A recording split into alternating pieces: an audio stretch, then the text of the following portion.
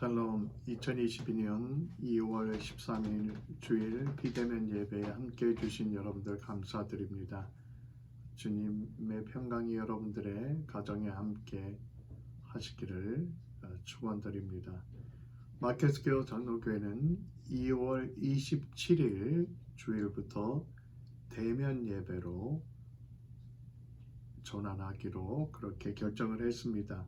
현재 팬데믹 상황이 빠르게 개선되고 있고 또 실제로 많이 개선되었기 때문에 본교회 팬데믹 대응팀은 27일 주일부터 대면 예배를 시작하기로 그렇게 결정을 했습니다. 또 27일 주일에는 마켓스퀘어 장로교회에 새로운 파이프 오르겐을 봉헌하고 또 축하하는 행사도 예정되어 있습니다. 교우들의 기도와 기부 또 참여를 통해서 새로운 파이프 오르겐을 잘 설치를 했습니다. 그래서 하나님께 감사드리고 수고한 분들에게 감사하는 시간을 갖게 됩니다. 흩어져 예배드리는 시간 중에도 서로를 위해서 기도하며 교회를 위해 기도하기에 힘씁시다. 그리고 27일 주일부터는 더 새로워진 믿음, 더 새로워진 각오, 또 더 새로워진 우리의 결단을 가지고 주님께서 맡겨주신 교회를 섬기고 교회를 통해서 하나님의 뜻을 함께 이루어 나갑시다. 감사합니다. 기도하겠습니다. 살아계신 하나님 감사드립니다. 창세전에 우리를 택하시고 예수님의 공로로 말미암아 우리를 죄인에서 의인으로 만들어주시는 한량없는 은혜를 감사드립니다. 오늘도 우리 가운데 성령으로 함께 인도하시는 은혜를 감사드립니다. 오늘도 예배를 통해서 주님께 영광을 돌려드리기 위해서 함께합니다. 하나님, 저희의 예배를 통하여 영광을 받아주시옵소서. 주님께서 저희를 부르셨지만 온전히 순종하지 못할 때가 많았습니다. 하지 말아야 될 일을 했고 또 해야 될 일을 눈 감고 게을러서 하지 못할 때가 하지 않을 때가 많았습니다. 주님, 용서하여 주시고 주님께서 맡기신 사명을 믿음으로 충성되이 감당하며 살아갈 수 있도록 믿음을 더하여 주시옵소서. 주님, 팬데믹의 빠른 속도로 줄어들게 하심을 감사드립니다. 그러나 아직도 어려움을 겪는 많은 이들에게 함께 하여 주시옵소서. 하나님, 우리가 이 팬데믹을 통해 저희 마음속에 들려주셨던 주님의 교훈을 잊지 않게 하시고 저희가 오히려 믿음으로 더 새로워지고 또 인품에 있어서 새로워질 수 있도록 함께하여 주시옵소서. 저희 가운데 육신의 고난으로 기도하시는 분들 함께하여 주시옵소서. 주님께서 안수하여 주시사 아침에 해가 솟듯이 일어날 수 있도록 새롭게 일어날 수 있도록 하나님 함께하여 주시옵소서. 주님께서 세우시고 우리를 불러 섬기게 하신 교회 함께하여 주시옵소서. 저희가 기도하며 믿음으로 헌신으로 주님의 교회를 세우고 부흥시켜 나가도록 힘과 능력을 믿음을 더하여 주시옵소서. 저희가 믿음의 공동체인 교회를 통해서 주님의 빛과 사랑을 드러내는 교회가 되도록 함께하여 주시옵소서. 이제 말씀을 전하고 들을 때 성령으로 함께하여 주시옵소서. 예수님 이름으로 기도드립니다. 아멘. 오늘 우리에게 주시는 말씀은 구약의 시편 1편 말씀과 신약의 누가복음 6장 20절부터 26절의 말씀입니다. 시편 1편 말씀입니다. 먼저 복 있는 사람은 악인들의 꾀를 따르지 아니하며 죄인들의 길에 서지 아니하며 오만한 자들의 자리에 앉지 아니하고 오직 여호와의 율법을 즐거워하며 그의 율법을 주야로 묵상하는도다. 그는 시냇가에 심은 나무가 철을 따라 열매를 맺으며 그 잎사귀가 마르지 아니함 같으니 그가 하는 모든 일이 다 형통하리로다. 악인들은 그렇지 아니하며 오직 바람에 나는 겨와 같도다. 그러므로 악인들은 심판을 견디지 못하며 죄인들이 의인들의 모임에 들지 못하리로다. 무릇 의인들의 길은 여호와께서 인정하시나 악인들의 길은 망하리로다. 다음은 누가복음 6장 20절부터 26절의 말씀입니다. 예수께서 눈을 들어 제자들을 보시고 이르시되 너희 가난한 자는 복이 있나니 하나님의 나라가 너희 것이며 지금 줄인 자는 복이 있나니 너희가 배부름을 얻을 것이며 지금 우는 자는 복이 있나니 너희가 웃을 것이며 인자로 말미암아 사람들이 너희를 미워하고 멀리하고 욕하며 너희 이름을 악하다 하여 버릴 때에는 너희에게 복이 있도다. 그날에 기뻐하고 뛰놀라. 하늘에서 너희 상이 큼이라. 그들의 조상들이 선지자들에게 이와 같이 하였느니라. 그러나 화 있을 진저 너희 부요한 자여 너희는 너희의 위로를 이미 받았도다. 화 있을 진저 너희 지금 배부른 자여 너희는 주리리로다. 화 있을 진저 너희 지금 웃는 자여 너희가 애통하며 울리이다. 모든 사람이 너희를 칭찬하면 화가 있도다. 그들의 조상들이 거짓 선지자들에게 이와 같이 하였느니라. 아멘. 이는 살아계신 하나님의 말씀입니다. 요즘 신문이나 TV 같은 데서 자주 듣는 단어 중에 하나가 워라벨이라는 단어입니다. 워라벨에서 워는 work, 즉 일을 말하고 라는 life, 삶을 말합니다. 그리고 벨은 balance, 균형을 말합니다. 즉 워라벨은 일과 삶의 밸런스를 뜻하는 말입니다. 돈은 적게 벌어도 일과 더불어 개인의 행복이 중시되는 삶이 워라벨의 삶입니다. 요즘은 특히 20, 30대 사이에서 워라벨을 추구하는 풍조가 커지고 있습니다.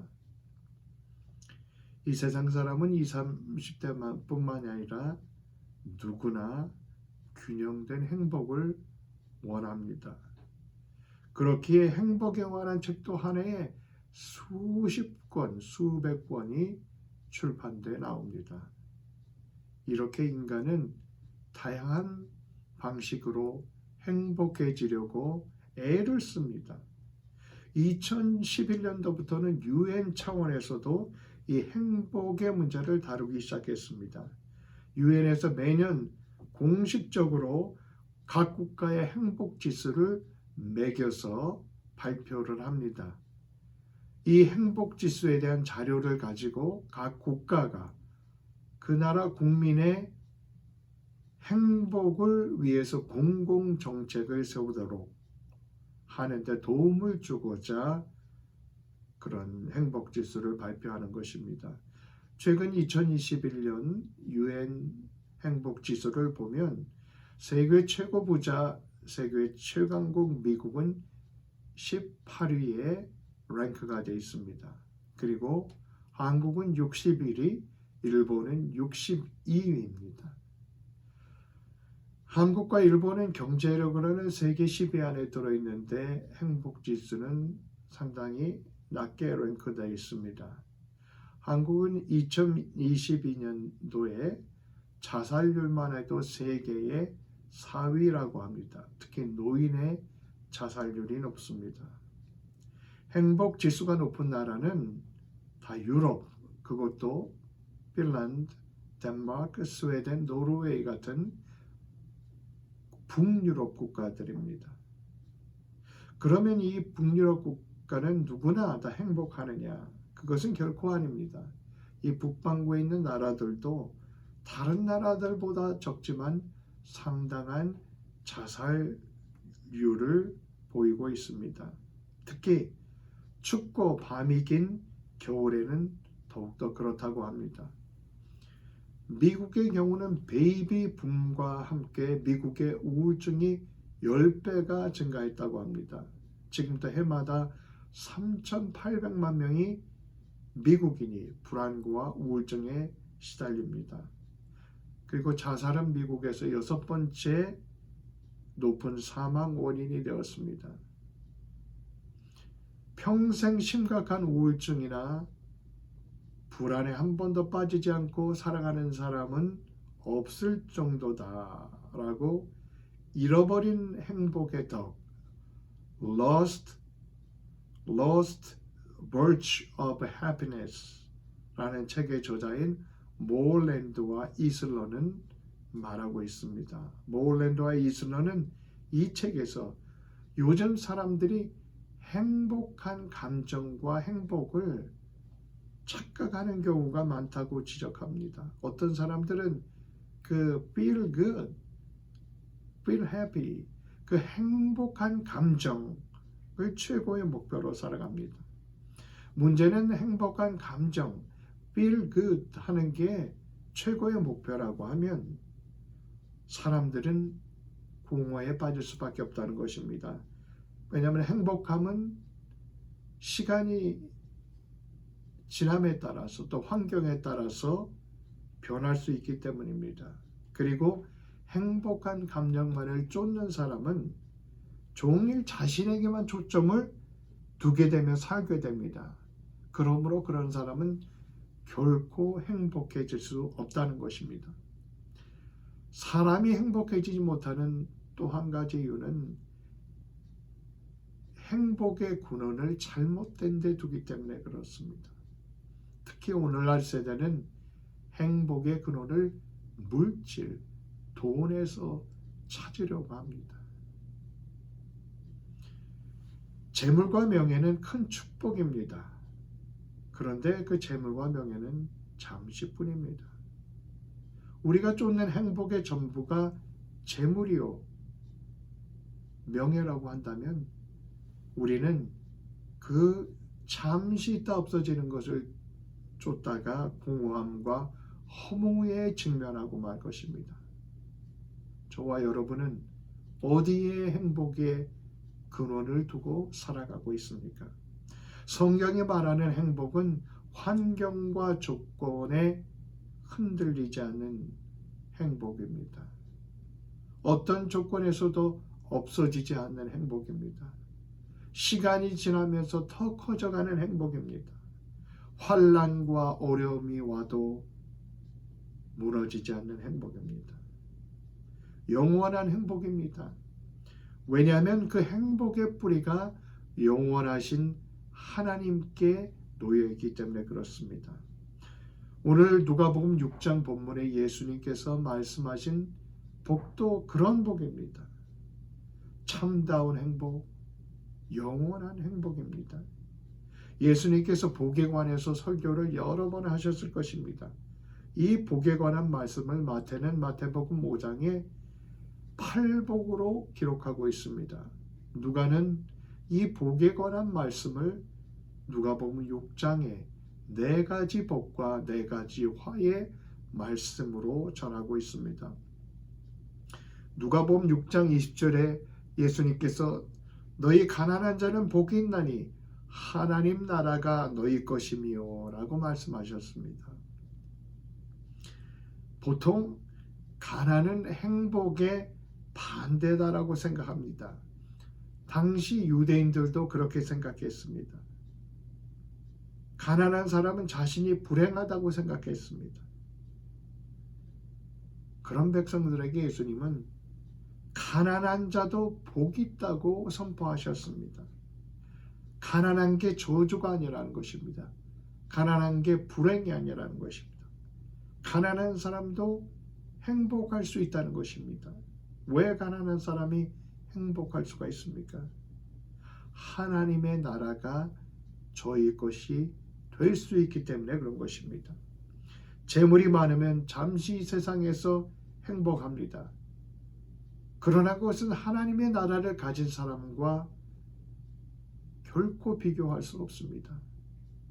재물이 많고 건강이 있고 명예가 있어도 하나님의 나라를 모른다고 하면 그 사람은 사실은 불행한 사람입니다. 하나님의 나라는 세상에 어떤 것과도 비교할 수 없는 중요한 것이고 영원한 것이고 소중한 것입니다. 하나님의 나라라고 할 때 그 하나님 나라는 미래에 우리가 죽어서 들어가는 나라만이 아닙니다. 이 땅에서 현재 하나님과 함께 더불어 살아갈 때 그 시간과 그 자리가 하나님의 나라가 됩니다. 하나님이 통치하시는 모든 곳이 하나님의 나라입니다. 하나님의 나라를 우리가 경험하고 살아갈 때 이 땅에서 우리가 가난해도 우리가 진정으로 행복한 사람이 될 수가 있습니다. 예수님의 말씀은 그러므로 하나님께서 주시는 참 행복을 추구하는 사람이 되라는 것입니다. 마태는 심령이 가난한 사람은 천국이 저희 것이미요라고 가난 앞에 심령을 붙여서 영적인 의미를 덧붙였습니다. 심령이 가난하면 이 세상에서도 천국을 누리며 살아갑니다. 결국 인간의 진짜 행복의 문제는 영적인 문제이고 마음의 문제에 달려있다는 것입니다. 누가복음 6장 21절에 지금 줄인 자는 복이 있나니 너희가 배부름을 얻을 것이며 지금 우는 자는 복이 있나니 너희가 웃을 것이며 말씀하셨습니다. 어떻게 배고픈 자가 행복할 수 있습니까? 그런데 행복할 수 있다는 것입니다. 배부르게 될 것이기 때문에 그렇습니다. 지금 좀 배고파도 지금 어려워도 하나님께서 함께 하시는 사람은 궁극적으로 행복한 삶을 살게 됩니다. 하나님께서 함께 하시면 배고픈 자가 배부르게 됩니다. 육신적으로도 배부르고 영적으로도 배부른 사람이 됩니다. 예수님께서는 지금 우는 사람이 행복하다고 말씀하셨습니다. 슬픔과 행복은 정반대가 아닙니까? 그런데 여기서 우는 사람은 자신의 죄를 애통하면서 우는 사람입니다. 그런 사람은 언젠가는 웃게 됩니다. 하나님의 위로를 받기 때문입니다. 누가복음 6장 22절에는 인자로 말미암아 사람들이 너희를 미워하고 멀리하고 욕하고 너희 이름을 악하다 하여 버릴 때에는 너희에게 복이 있도다. 그날에 기뻐하고 뛰놀라 하늘에서 너희 상이 큼이라 말씀합니다. 예수님께서는 예수님으로 인해서 믿는 사람들이 미움을 받고 소외받고 욕을 먹고 버림받을 때 그 사람에게 그 환난을 겪을 때 그런 사람에게 복이 있다고 말씀하십니다. 왜냐하면 언젠가 하나님께 주시는 하늘나라의 상을 받기 때문인 것입니다. 그러므로 사람은 지금 현재의 행복만을 보고 살아서는 안 됩니다. 미래로 갈수록 행복해지는 사람이 진짜 행복한 사람입니다. 환난이 오고 핍박이 올 때 주님을 위해 참고 견디는 믿음의 사람은 미래로 갈수록 더욱더 행복해집니다. 주님께서 그 사람을 책임져 주시고 축복해 주시기 때문입니다. 예수님께서 말씀하신 복은 아주 다른 차원의 복입니다. 물론 성경에도 물질적인 복, 건강의 복, 성공의 복에 대해서 말씀합니다. 이런 복도 아주 귀하고 가치 있고 아름다운 것입니다. 하나님께서는 우리에게 물질적인 축복, 건강의 복, 성공의 복도 주시기를 원하십니다. 그러나 문제는 하나님이 없는 이런 세상적인 복은 복이 아니라는 것입니다. 하나님께서 주시는 영원한 복은 하나님 나라의 복입니다. 이 하나님 나라의 복을 누리지 못하면 세상의 어떤 복도 결국은 다 허무해지고 공허해지고 마는 것입니다. 진짜 복은 무엇입니까? 하나님과 함께하는 것입니다. 하나님과 함께하는 사람은 하나님 나라의 복을 누린다고 말씀하셨습니다. 이 복은 환난이 와도 없어지지 않습니다. 이 복은 시간이 지나갈수록 더 깊어지고 더 커져가지고 더 풍성해집니다. 하나님 나라의 복은 영원한 복입니다. 그러므로 우리가 잠깐 있다 없어질 세상의 복을 제일로 추구해서는 안 됩니다.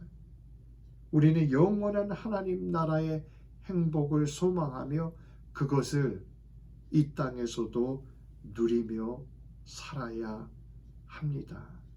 성경에는 복에 관한 많은 말씀들이 있습니다. 하나님께서는 우리에게 복을 주기 원하시는 분이시기 때문입니다.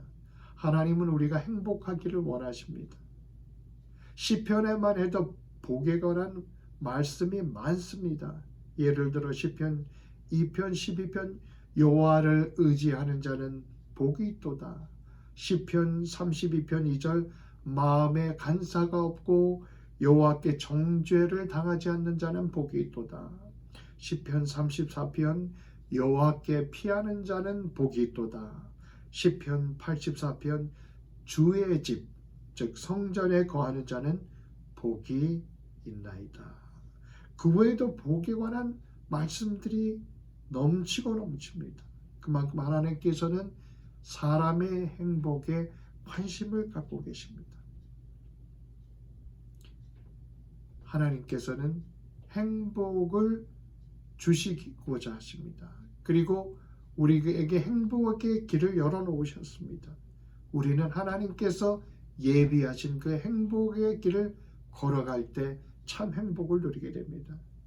시편은 행복해지는 길에 대한 지혜를 우리에게 가르쳐 줍니다. 종교개혁자 마틴 루터는 시편에 대해서 이렇게 기록했습니다. 시편은 그 속에 성경 전체가 가진 모든 내용이 가장 아름답고 짧게 담겨져 있습니다. 작은 책자로 만들어진 정돈된 작은 성경이라고 할 수 있을 것입니다. 내게는 마치 성령께서 성경 전체를 읽을 수 없는 사람들을 위해 그 전체를 작은 책으로 요약해낸 것처럼 생각이 됩니다. 라고까지 말했습니다. 오늘 구약 본문 시편 1편은 복 있는 사람, 즉 행복한 사람에 대한 말씀입니다. 누가 행복할 수 있는지에 대한 행복의 지침서가 되는 말씀입니다. 여기 보면 행복과 불행을 두 가지로 대비시켜서 말씀합니다.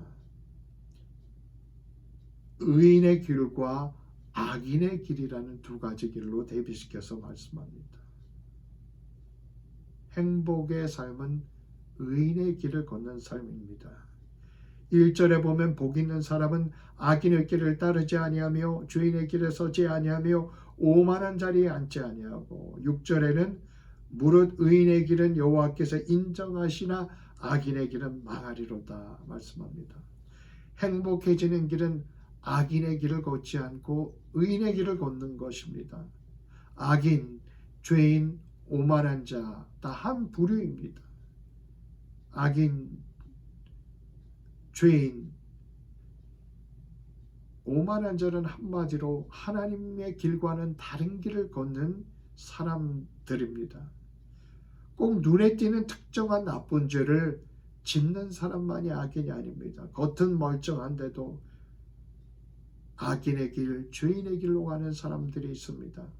하나님을 인정하지 않고 하나님을 높이지 않는 길은 악인의 길이요, 죄인의 길이요, 오만한 자의 길입니다. 처음에는 이야기 꾀, 즉 생각에서 출발합니다. 그러다 죄인의 길로 서는 대로 나아갑니다. 생각이 행동으로 옮겨가는 것입니다.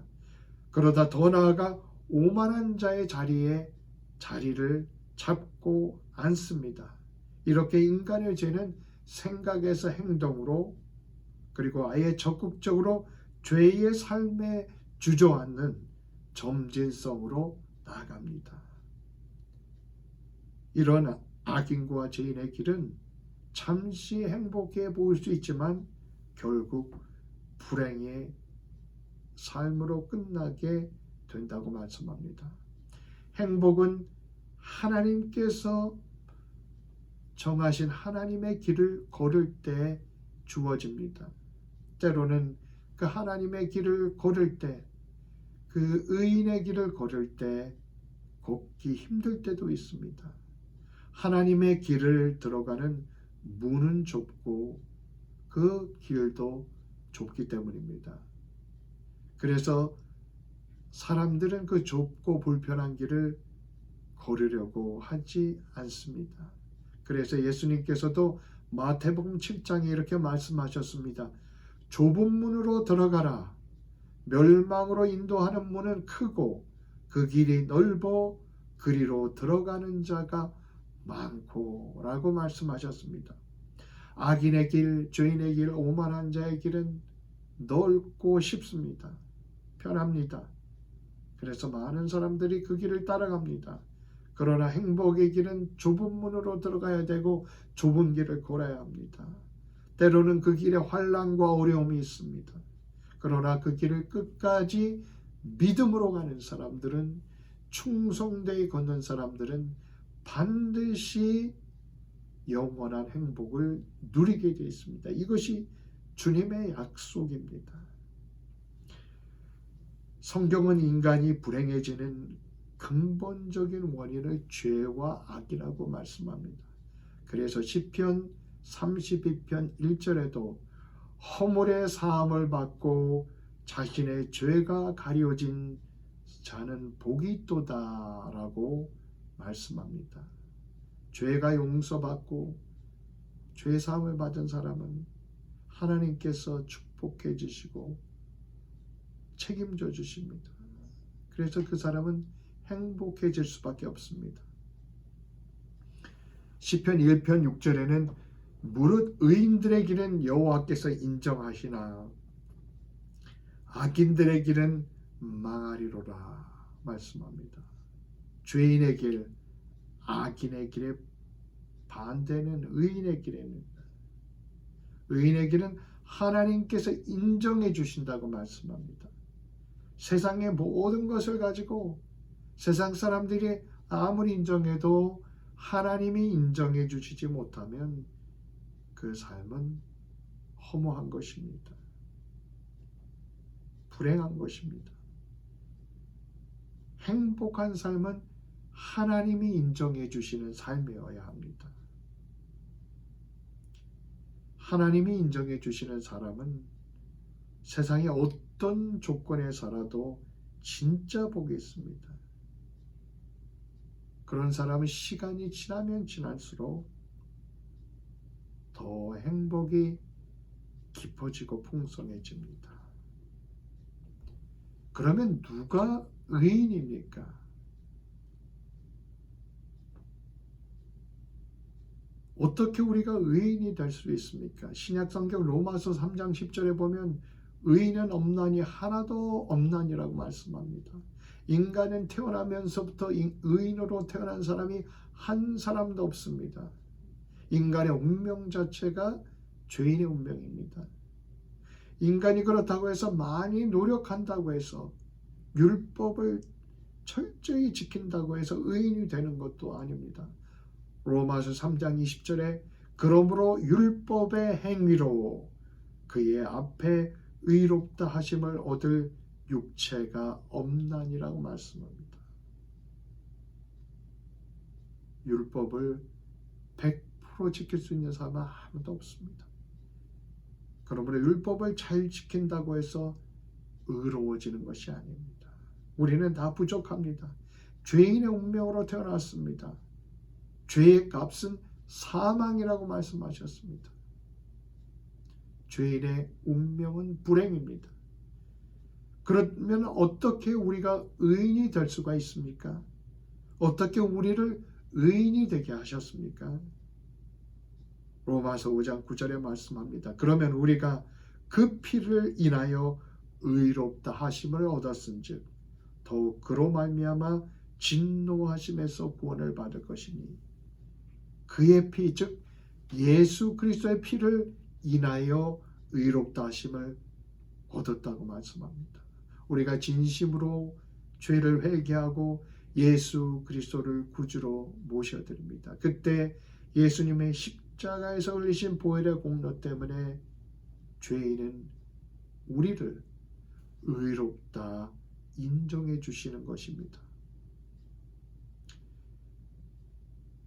죄인은 불행과 죽음과 멸망으로 가게 되어 있습니다. 그래서 시편 1편 4편에도 악인은 그렇지 아니하며 오직 바람에 나는 겨와 같도다 말씀합니다. 곡식의 겨는 쓸모가 없습니다. 그래서 추수 때가 되면 탈곡을 하면서 그 겨는 다 날려서 버립니다. 악인의 삶은 바람에 나는 겨처럼 언젠가는 다 버려진다는 것입니다. 시편 1편 5절에 그러므로 악인들은 심판을 견디지 못하며 죄인들이 의인들의 모임에 들지 못하리로다 말씀합니다. 악인들은 죄인들은 언젠가 심판을 반드시 받게 되어 있습니다.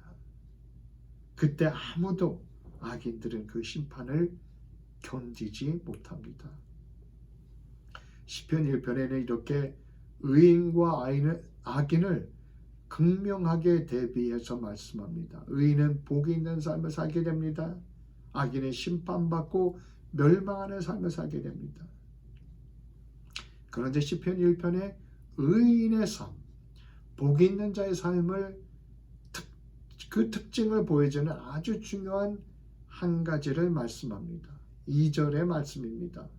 오직 여호와의 율법을 즐거워하여 그 율법을 주야로 묵상하는도다. 오직 여호와의 율법을 즐거워하여 그 율법을 주야로 묵상하는도다. 복 있는 사람, 즉 의인은 하나님의 율법을 날마다 주야로 묵상한다는 것입니다. 그 율법을 즐거워하며 주야로 묵상합니다. 여기서 율법은 원어의 토라입니다. 토라는 원래 창세기부터 신명기까지의 모세 오경을 가리키는 말씀입니다. 때때로 토라라고 말할 때 구약 성경 전체를 가리키기도 합니다. 오늘 우리의 입장에서 토라는 신구약 성경 전체를 다 가르치는 것으로 우리가 그렇게 받아들일 수 있습니다. 우리가 올바른 길을 가려면 그 주님께서 예비하신 행복의 길을 걸어가려면 그 길에 대해서 알아야 합니다. 하나님의 뜻을 깨달아야 합니다. 우리가 어떻게 하나님의 뜻을 깨달을 수 있습니까? 바로 성경은 하나님의 뜻, 하나님의 가르침이 기록된 말씀입니다. 성경 말씀을 읽고 들을 때 우리가 하나님 말씀, 하나님의 뜻을 깨닫습니다. 하나님께서는 말씀을 통해서 우리를 영적으로 지혜롭게 만드십니다. 말씀을 통해서 우리의 심령을 새롭게 하십니다. 이 율법을 주야로 묵상한다고 했습니다. 사람은 자기가 좋아하는 것을 밤낮 하게 되어 있습니다. 밤낮 무엇을 합니까? 복 있는 사람은 밤낮 하나님의 말씀을 묵상한다고 하셨습니다.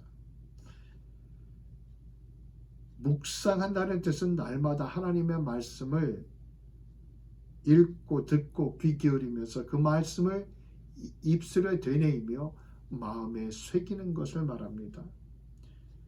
복 있는 사람은 성경에 기록된 하나님 말씀의 교훈을 열심히 묵상하며 배웁니다. 세상에 어떤 것을 즐거워하는 것보다 그 말씀을 최고로 즐거워합니다. 왜냐하면 그 말씀 속에서 하나님을 발견하기 때문입니다. 그 말씀 속에서 하나님의 음성을 듣기 때문입니다. 그 말씀 속에서 하나님께서 주시는 지혜와 능력을 얻기 때문에 그렇습니다. 말씀을 주야로 묵상하는 삶은 이 말씀을 읽고 공부하는 데서 그치지 않습니다. 말씀을 묵상하는 사람은 삶 속에서 실천하는 삶으로 이어집니다. 그러므로 우리는 말씀을 공부할 뿐만 아니라 날마다 말씀을 실천하게 힘씁니다. 말씀대로 사랑과 나눔과 봉사를 실천합니다. 그러면 그 삶이 복 있는 자의 삶입니다. 그 삶은 시간이 가면 갈수록 행복해집니다. 더 행복해지고 더 풍성해집니다. 현재 103세가 된 한국의 철학자 김영석 교수가 99세에 쓴 행복 예습이라는 책이 있습니다. 여기 보면 자신만의 행복이 아니라 그보다 더 큰 가치 있는 행복을 추구했던 사람들에 대해서 말합니다. 개인의 행복보다 국가의 행복을 꿈꾸며 헌신했던 조지 워싱턴, 벤자민 프랭클린을 예로 듭니다. 그리고 이런 사람으로서 아프리카의 평생 의료 선교에 헌신했던 슈바이처를 언급합니다. 이들은 남들이 알지 못하는 즐거움과 보람을 누리는 사람이었습니다. 그것은 이웃과 사회에 대해 봉사하면서 얻었던 즐거움과 보람입니다. 이런 행복은 사랑과 희생이 동반되는 행복이라고 합니다. 그러면서 김영석 교수는 사람이 인생 후반이 될 때 두 가지의 인생의 선택이 앞에 기다린다고 합니다. 하나는 지금까지 하던 일을 멈추고 이전에 누리지 못했던 즐거움을 누리는 삶입니다. 내가 못했던 재미를 들고 살아가자 하면서 즐거움을 누리는 데 초점을 둔 삶입니다. 그런데 이런 삶은 결국 개인주의적인 것이고 쾌락적인 인생관이라고 지적합니다. 그러나 김 교수는 60대, 70대가 되어도 힘든 오르막길을 택하는 사람이 있다고 합니다. 이런 삶은 인간의 사랑을 위한 삶입니다. 내가 중심이 아니라 끝까지 이웃 사랑을 위한 삶을 사는 것입니다. 사회를 돌보는 사명의 삶을 사는 것입니다. 훌륭한 신앙인인 이 103세 노철학자의 결론은 이러한 삶이야말로 나이를 초월해서 진정한 행복한 삶이라는 것입니다. 그것이 자신의 삶의 경험과 기도와 연구를 통해서 얻어진 그러한 결론, 행복의 결론이라는 것입니다. 그렇습니다. 말씀을 날마다 묵상하고 말씀을 따라 사랑을 실천하는 삶을 행복한 삶이 됩니다. 이런 삶은 3절에 보면 그는 시냇가에 심은 나무가 철을 따라 열매를 맺으며 그 잎사귀가 마르지 아니함 같으니 그가 하는 모든 일이 다 형통하리라고 말씀합니다. 형통, 즉 모든 일이 잘 풀리게 된다는 것입니다. 시냇가에 심은 나무는 물줄기가 끊이지 않습니다. 그 물을 쭉쭉 빨아들이고 성장하며 열매를 맺습니다. 그 말씀을 날마다 묵상하는 사람은 시냇가에 심은 나무처럼 쭉쭉 하나님께서 주시는 그 말씀을 빨아들이는 것입니다. 그리고 말씀을 주야로 묵상하며 실천하는 사람은 또 그렇게 형통을 하게 됩니다. 열매를 맺는 것처럼 형통을 하게 됩니다. 때가 되면 열매를 맺게 됩니다. 하나님께서는 우리에게 행복을 주기 원하십니다. 그러나 사람들은 잘못된 곳에서 행복을 찾다가 허무와 공허에 빠지게 됩니다. 성경이 가르쳐 주시는 행복, 주님께서 말씀하시는 행복은 하나님과 더불어 사는 삶의 행복입니다. 하나님께 주시는 하나님의 나라를 누리는 그 영원한 행복을 누리는 삶입니다. 하나님을 최고로 찾는 사람은 하나님의 나라의 행복을 누린다고 약속하셨습니다.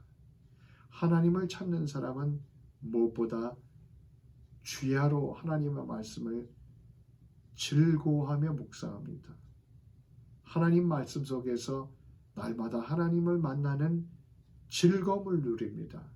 말씀 속에서 하나님의 음성을 듣는 즐거움을 누립니다. 말씀 속에서 하나님의 은혜를 체험합니다. 그리고 말씀을 따라 이웃과 사회의 사랑을 나누는 사명의 삶을 살아갑니다. 이런 삶이야말로 성경이 말하는 참 행복의 삶, 주님께서 말씀하신 참 행복의 삶입니다. 때로는 그 길에는 어려움도 있고 환난도 있습니다. 그러나 묵묵히 그 길을 충성되이 걷는 사람은 복을 받고 행복해지게 됩니다. 우리 모두 참다운 행복을 깨닫고 주님과 함께 동행하며 날마다 참 행복을 누리며 사는 삶을 사시기를 축원드립니다. 기도하겠습니다. 하나님, 진짜 복 있는 사람이 누구인가 우리에게 가르쳐 주셨습니다. 그러나 우리가 엉뚱한 곳에서 잘못된 곳에서 행복을 추구할 때가 많았습니다. 주님, 저희가 진짜 복이 무엇인가 깨닫고 하나님 나라의 복을 누리며 날마다 그 하나님의 나라의 복으로 행복 가운데 살아가게 하여 주시옵소서. 날마다 저희가 주님의 말씀을 즐거워하며 주님의 말씀을 통해서 기쁨을 누리며 살아가는 삶이 계속되도록 인도하여 주시옵소서. 주님의 말씀을 묵상할 뿐만 아니라 주님의 말씀을 실천하며 사명을 감당하는 사명 속에서 그러한 삶 속에서 참다운 행복을 깨닫는 우리들 되도록 인도하여 주시옵소서. 예수님 이름으로 기도드립니다. 아멘. 지금은 우리 주 예수 그리스도의 은혜와 성부 하나님의 무한하신 사랑과 성령의 교통하심이 마켓스교회 장로교회 모든 교우들과 또 온라인으로 함께 예배드리는 모든 분들 위해 영원토록 함께 계시기를 축원하옵나이다. 아멘.